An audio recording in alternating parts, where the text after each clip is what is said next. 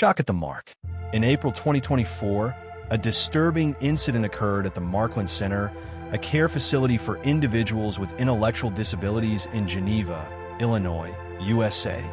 The case did not just spark public outrage.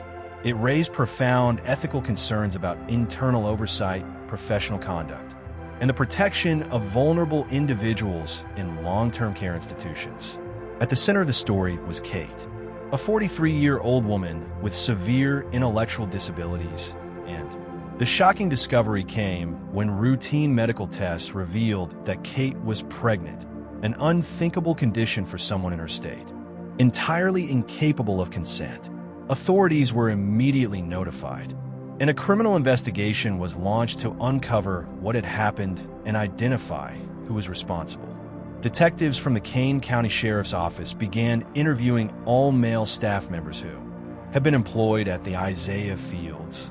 Coworkers expressed concerns about the center's lack of supervision, especially amid ongoing staffing shortages that allowed male employees to be alone with female residents, an arrangement that posed obvious risks.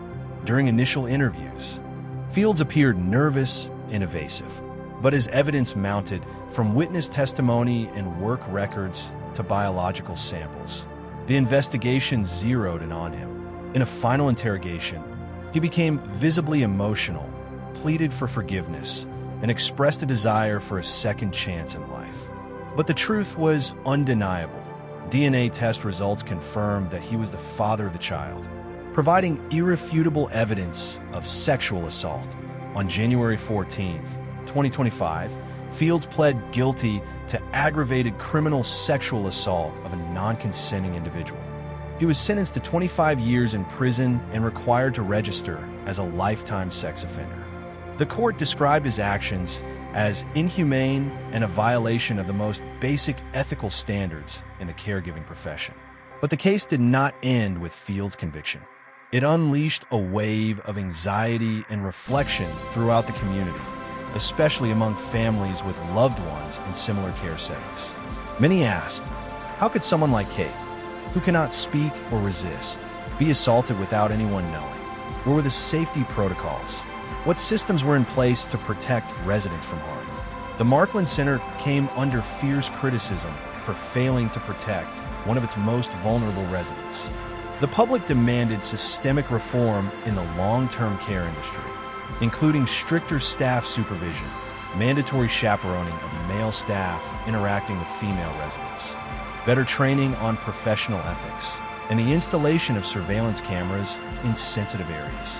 State authorities in Illinois responded by reviewing current regulations and pledged to propose stricter laws to protect at-risk individuals.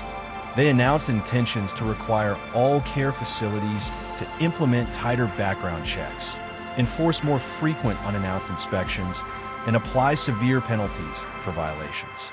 As for Kate, though she may never fully understand what happened to her or express her feelings, her story has become a symbol for thousands of others, those living quietly, completely dependent on the care of others. She has become a silent voice, demanding a more just and humane system for society's forgotten. The Markland Center incident is a painful wake-up call that reveals deep flaws in how we care for the vulnerable, those who cannot speak for themselves or defend their own rights. While Fields will bear the legal consequences of his actions, the broader responsibility lies with those who have the power and duty to ensure protection.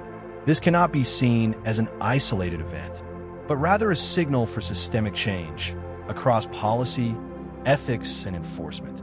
We must not let the most vulnerable among us continue to live in fear and silence. A civilized society is measured by how it treats its weakest members. And if this tragedy isn't enough to drive action, what will be?